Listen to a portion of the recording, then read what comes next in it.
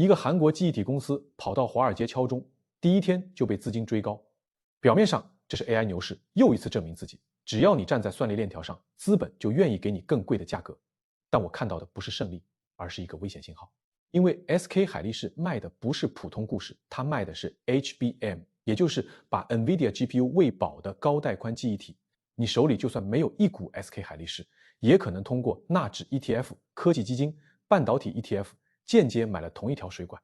所以今天真正的问题不是 SK 海力士还能不能涨，真正的问题是黄仁勋的 GPU 神话最软的那根肋骨会不会正好长在 HBM 上。如果这根水管继续短缺， AI 资本开支还有理由往前冲。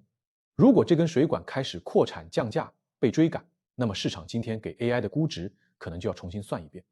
这期我们只拆一件事， XK 海力士的华尔街首秀为什么可能是 AI 牛市里最值得警惕的好消息。第一层，先把事件放回原位。 SK 海力士不是突然冒出来的概念股，它是全球最关键的记忆体公司之一，尤其在 HBM 这条线上长期站在 AI 数据中心的核心位置。过去2年市场谈 AI 经常只看 GPU， 尤其只看 NVIDIA。 可是 GPU 不是孤岛，一个 AI 集群能不能跑得快，不只取决于有多少 GPU， 还取决于这些 GPU 能不能及时拿到数据。这就是 HBM 的位置。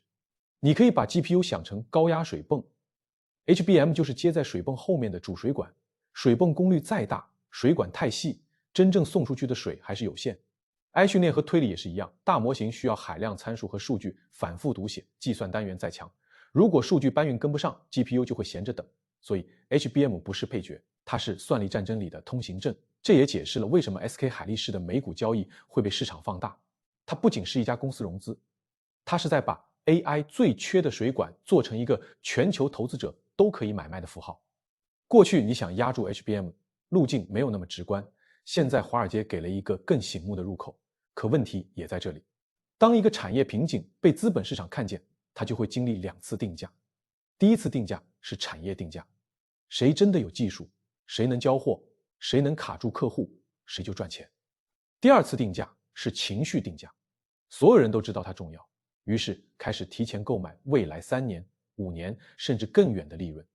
SK 海力士最危险的地方不是它不重要，恰恰相反，是它太重要了。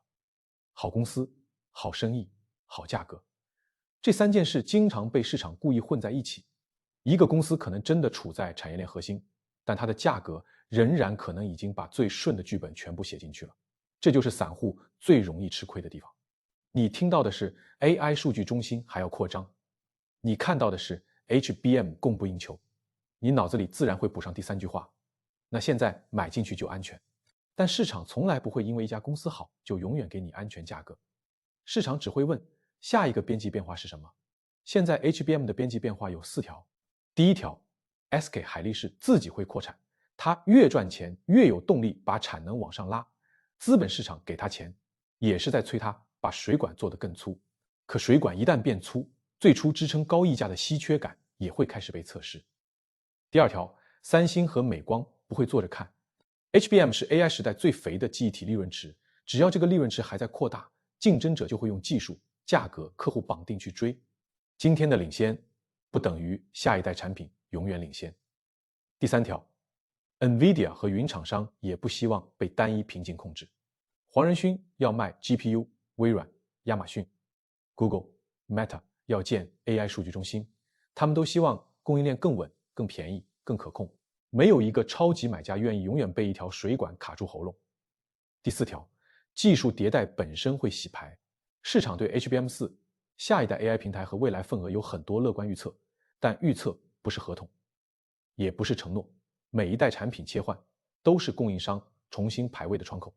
所以 HBM 交易最核心的矛盾是短期它越稀缺， SK 海力士越强，长期它越赚钱，越会吸引扩产、追赶和供应链分散。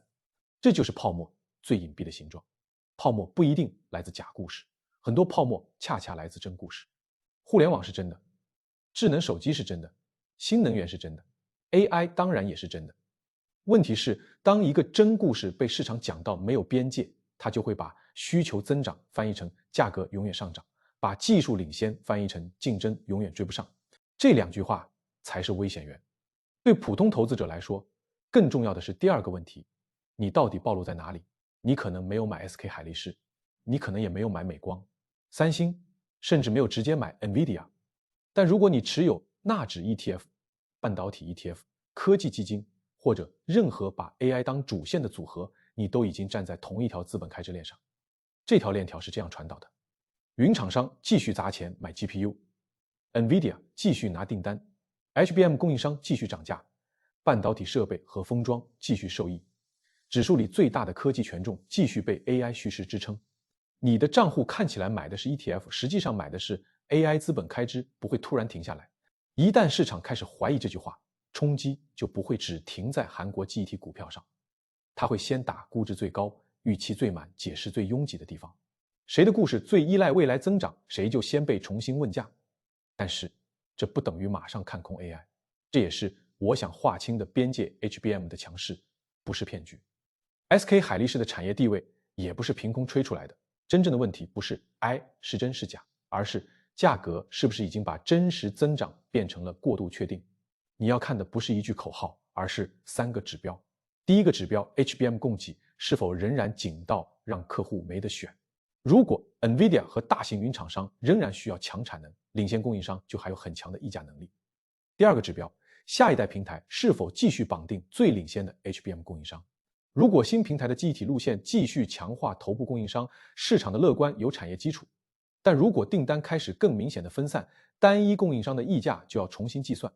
第三个指标，扩产和追赶什么时候开始改变价格。如果三星、美光追上，或者 SK 海力士自己的扩产让供给压力下降， HBM 就会从稀缺资产变成高景气周期商品。这两个估值逻辑完全不同。这里有一个很关键的判断， AI 牛市最怕的不是没有需求，最怕的是所有人都相信某个瓶颈永远不会被解决。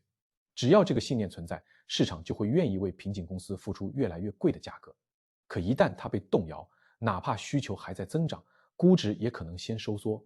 因为市场买的不是今天的利润，而是未来短缺的确定性。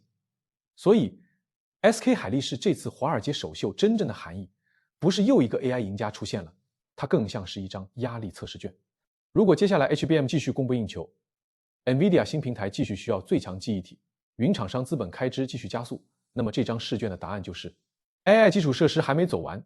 但如果市场开始看到扩产、替代价格松动，或者云厂商的资本开支回报被质疑，那么这张试卷会立刻换题，不是谁还能涨，而是谁的估值最先承受不住。这时你就会发现，最危险的不是坏消息，最危险的往往是好消息被所有人同时看见。一家好公司站在好赛道上，突然获得华尔街最亮的聚光灯，媒体开始讲新王诞生，投资者开始讲永恒短缺，交易员开始讲资金入口。每句话单独看都不一定错，但合在一起就可能把风险藏在兴奋里面，最后给一个判断框架。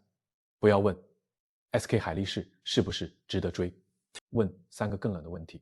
第一，我买的是公司利润增长，还是买市场相信短缺永远存在？第二，如果 HBM 从稀缺变成扩产，我的组合里哪些资产会被连带重新定价？第三，我有没有把好生意、好公司、好价格当成同一个答案？如果这3个问题你答不出来，最好不要用情绪去追任何 AI 水管。因为在 AI 牛市里，真正让散户亏钱的往往不是看错了技术方向，而是看对了方向，却用最贵的价格买进了最拥挤的共识。SK 海力士不是一个简单的泡沫信号，它更像是一盏灯，照出了 AI 产业链最硬的瓶颈，也照出了资本市场最软的地方。水管还在，需求还在，故事也还在。但从今天开始，你要多问一句，这条水管到底是在给 AI 供血，还是在把你的账户带进一次估值压力测试？我是硅基先知，我们下期见。